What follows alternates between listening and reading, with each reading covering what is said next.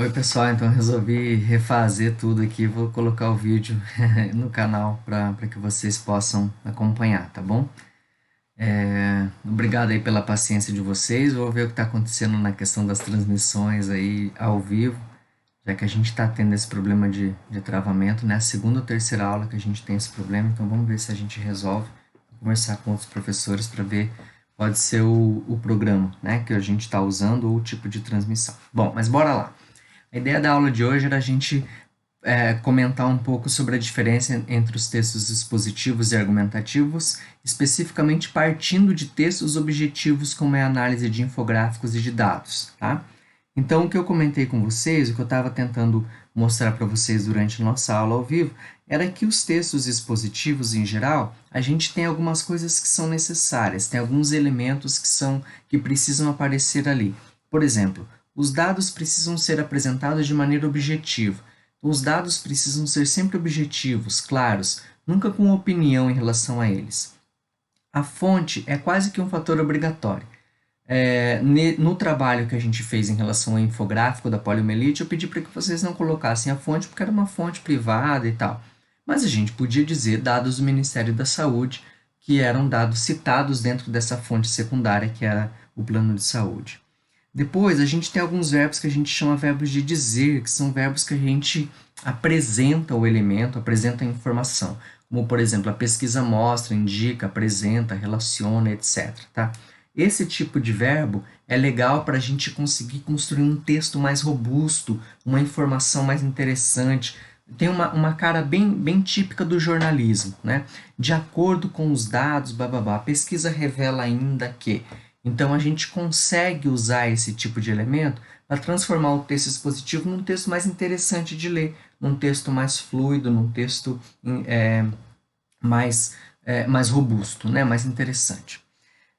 Então, eu coloquei alguns exemplos para vocês aí como mostrar, indicar e apresentar. E, finalmente, são necessários alguns conectivos, como, por exemplo, além disso. Se eu tenho uma sequência de informações, como era aquele gráfico lá da violência contra as mulheres, era interessante usar alguma coisa do tipo, além disso, os tipos de violência menos relatados, mas não menos importantes, eram tal, tal e tal, né? Então, eu posso usar algo como além disso para acrescentar informação, posso usar um de acordo com para dar a fonte, né? O que eu estou trazendo como fonte, conforme, de acordo com, e posso usar algo como por outro lado, que é para dizer, para comparar dois elementos, duas situações que são apresentadas ali. Esses elementos eu posso usar, e em geral são necessários quando a gente está tratando de textos positivos, porque é um jeito da gente apresentar a informação sem envolver a nossa própria opinião. Bom, por isso é que a gente precisa evitar elementos que eu chamei ali na nossa aula ao vivo de escalas subjetivos, como por exemplo, muito pouco, bom, ruim, importante, necessário, que são valorados a partir de quem fala, tá? Ou de quem escreve. Então, precisa ter um cuidado em relação a isso, porque o que é bom, o que é ruim, o que é importante, o que é necessário, é algo muito subjetivo. Pode valer para uma pessoa, pode não valer. Quer ver um exemplo? Vacinar-se é necessário? É bom? É ruim? É importante? Ter voto impresso, que é a discussão que tá rolando aí, é importante, necessário, é ruim, é bom? Enfim. Isso tudo mostra que a gente consegue opinar, ter diferenças de opinião, e, ao mesmo tempo, quando está tratando de textos expositivos, é necessário evitar esse tipo de coisa, para texto expositivo. Tá? Ao mesmo tempo, conectivos como portanto, né? Portanto, consequentemente, dessa forma, no entanto, esse tipo de conectivo também dá um pouco a ideia da nossa opinião. Vou mostrar mais à frente um exemplo para vocês perceberem como é que a opinião aparece aqui. Então, também é bom evitar. Não quer dizer que não possa aparecer. Às vezes, bem articulado no texto, não vai apresentar a opinião explícita do autor. De qualquer modo, eu sugiro a vocês evitar esse tipo de conectivo. Prefiram aqueles outros que eu mostrei lá em cima, como o além disso, portanto, por outro lado, para a gente conseguir acrescentar informação, mostrar a fonte da informação, comparar a informação, tá? Esses aqui de cima são mais interessantes. Já o texto argumentativo é exatamente o contrário. A gente tem como elemento importante, né, como alguma coisa bastante relevante, os dados. Os dados são uma fonte muito confiável para a gente dar opinião. Quando a gente dá uma opinião baseada nos dados, parece que a nossa opinião está mais sustentada, está mais forte. Só que esses dados precisam ser relevantes, eles precisam ser de fato definitivos para uma determinada opinião valer, tá bom?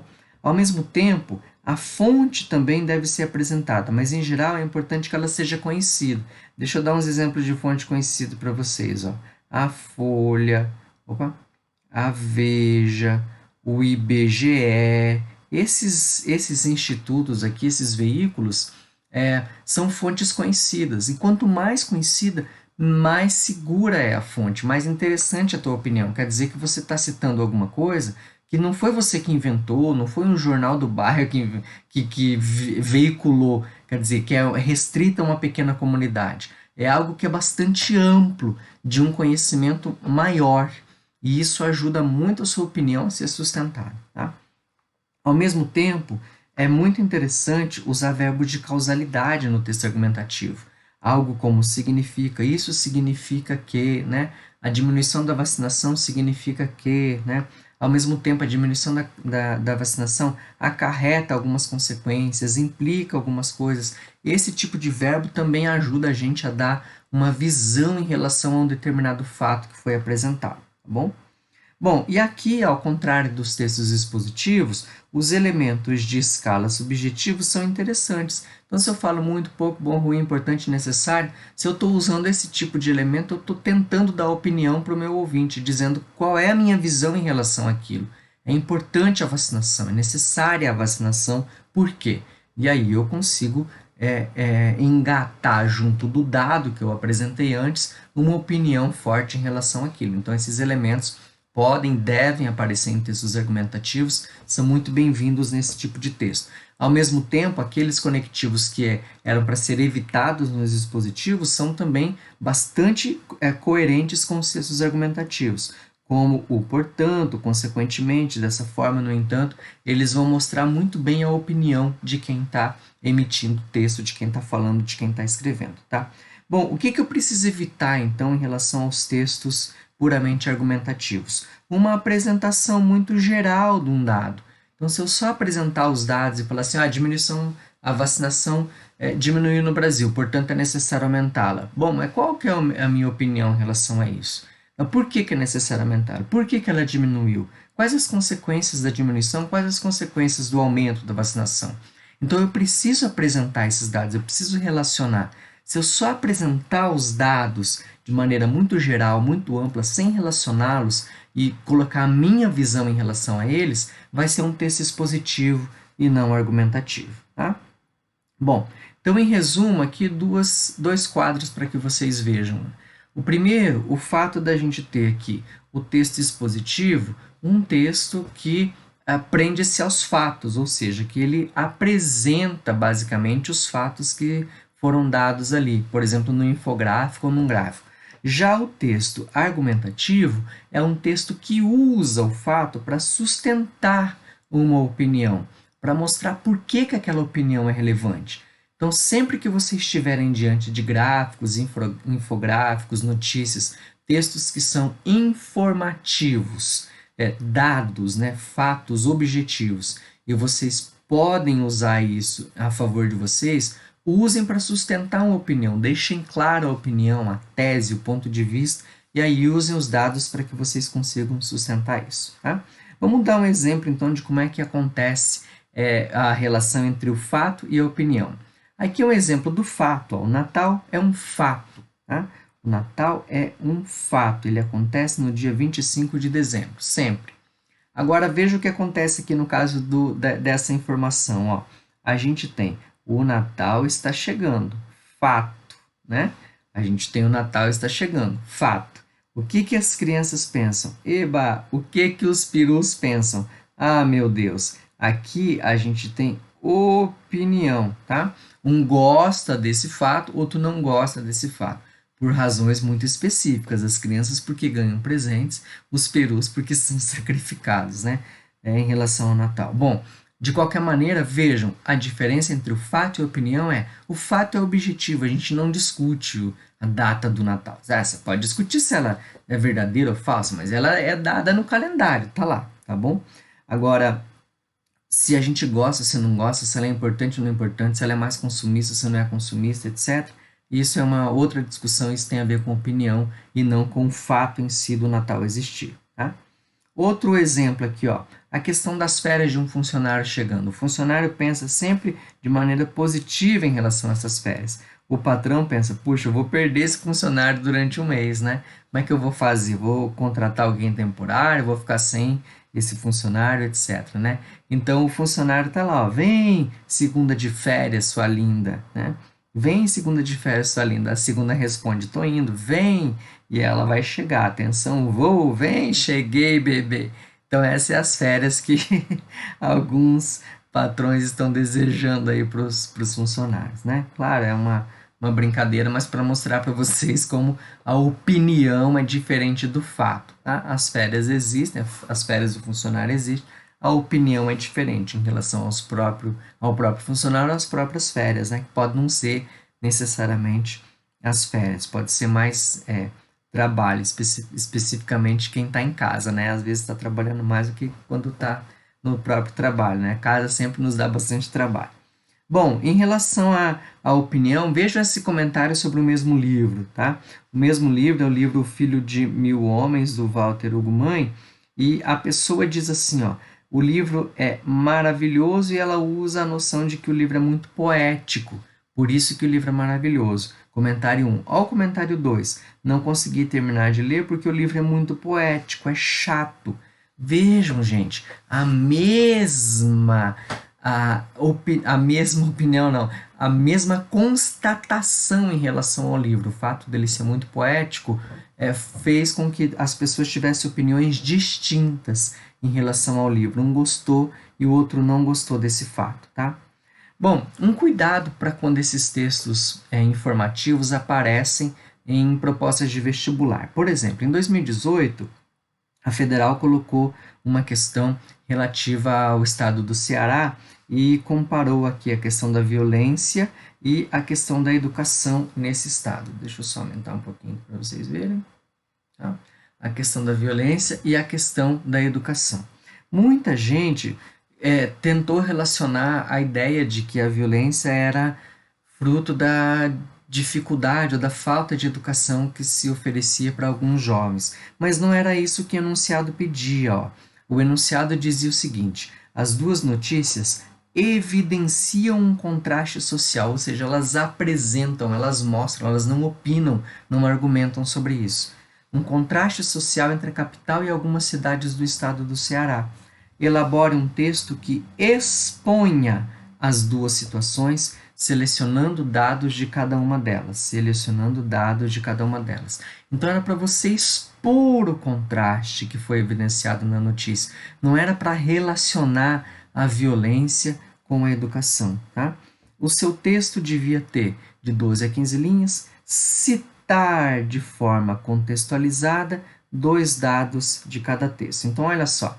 O que a gente pode destacar dessa proposta? Ó, evidenciar e expor e citar. Não era para opinar, não era para relacionar a violência com a educação. Esses 2 pontos tiravam nota do candidato, tá? Porque o texto era expositivo. Um outro exemplo aqui para a gente ver era aquele gráfico que eu sugeri para a gente fazer, né? Um gráfico que era inclusive da apostila, e eu comentei um pouco no começo da aula passada.